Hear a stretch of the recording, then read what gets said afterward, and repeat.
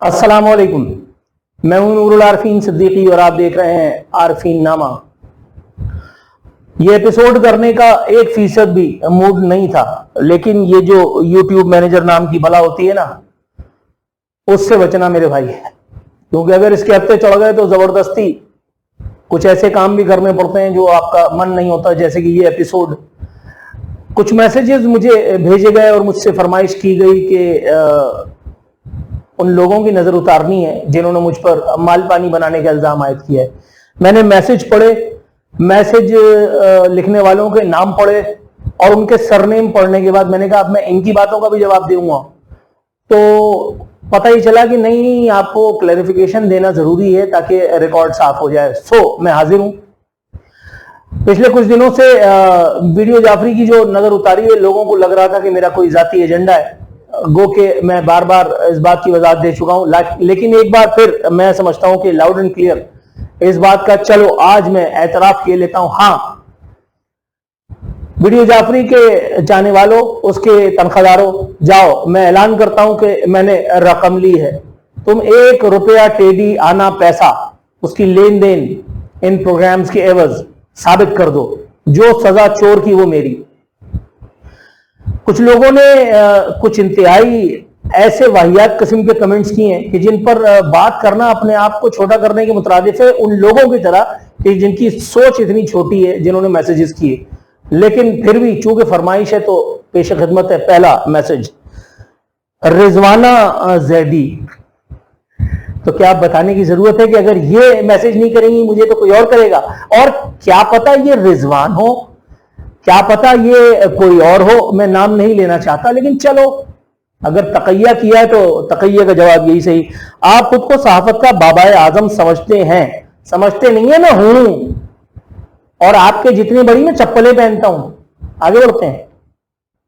جب تک سامنے نہیں آئے تھے تو مرور تھی، اب سامنے آ گئے تو بھی بدعزمی۔ جب سامنے نہیں آئے تھے تو میں نے کیسا نظر اتاری، اور جب سامنے آ گئے تقیہ فرما کر کے مکر و فریب کا کاروبار کرنے تو میں نے کیسا بھرپور جو ہے وہ تبرہ فرمایا تھا۔ بھول گئی میرا خیال ہے آپ؟ یقین آ گیا کہ اس شہر میں ظفر عباس کے دشمن بہت ہیں اور وہ ان کا کام ہے۔ ظفر عباس کے دشمن کس چیز کے لیے؟ وہ ایسا کون سا کام کر رہا ہے کہ جو اس کے دشمن ہوں گے؟ دشمن تو حق کی راہ پہ چلنے والے کے ہوتے ہیں۔ دشمن تو حضرت علی رضی اللہ تعالیٰ عنہ کے تھے۔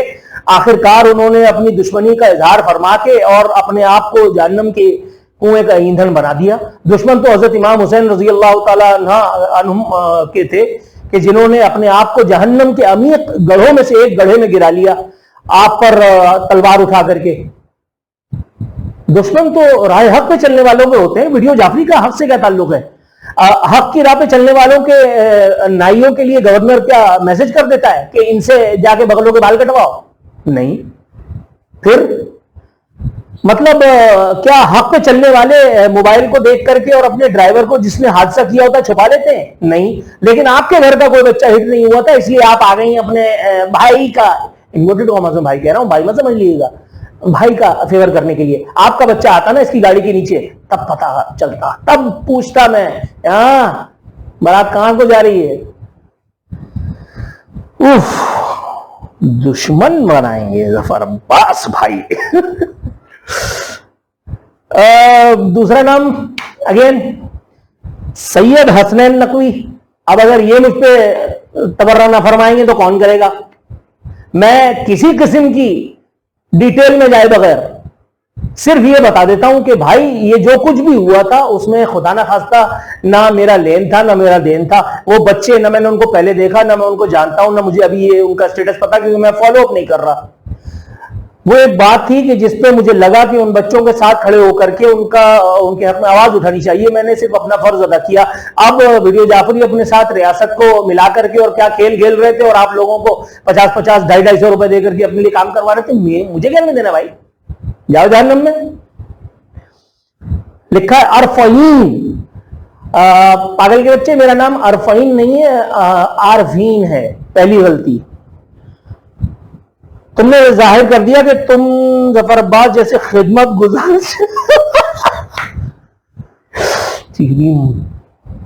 خدمت گزار شخص کی برسوں کی محنت، قربانی اور کردار کو نظر.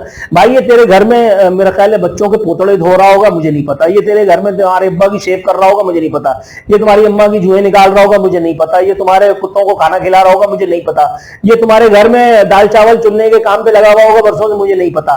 خدمت میرا خیال ہے تمہیں اس کے بارے میں کسی نے پڑھایا نہیں. تم نے صرف اپنے والوں کی یا میرے والوں کی الٹی سیدھی پڑھی ہے. تمہیں نہیں پتا خدمت کیا ہوتی ہے. خدمت وہ تھی جو کرنے کے لیے جو ہے وہ اللہ رسول کا حکم آیا ہے. یہ نہیں ہے خدمت کہ کسی کے بچے کو گاڑی سے ہٹ کرو، اس کے بعد گاڑی میں چھپا دو، اس کے بعد ریاست کو ساتھ ملا لو، اس کے بعد کہہ دو کہ کبھی اس کی لائٹ نہیں جل رہی، اس کے بعد کہہ دو کہ کبھی وہ رونگ آ رہا تھا. یہ خدمت نہیں ہوتی. ابو جہل کی کئی اولادیں ہیں جن میں سے ایک تم اس وقت میرے سامنے آئے ہو. ایک کا جواب میں دے چکا ہوں، کچھ کا بھی میں دوں گا.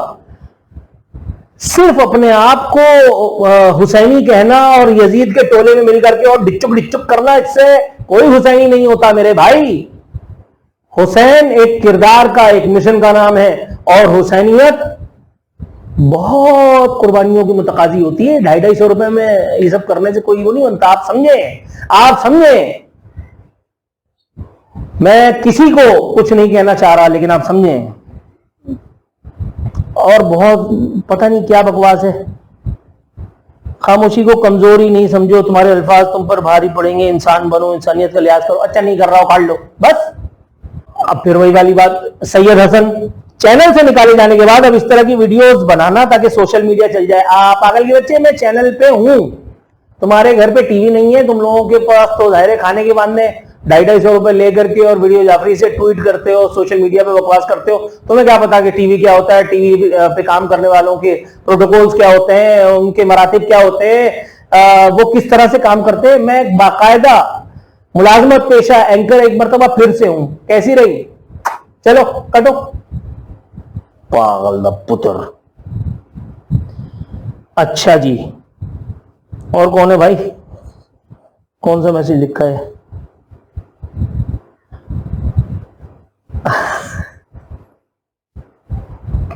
ایک صاحب نے لکھا ہے، بھائی اسٹار پلس کے ڈرامے کی طرح بلا وجہ اتنی لمبی کیوں کرتے ہو؟ یار آپ کی یہ بات چلو میں مان لیتا ہوں کہ 15 بجے دن کا وقت ہوتا ہے، رات کو 3 بجتے. چلو مان لیا، میری غلطی ہے. بس خوش.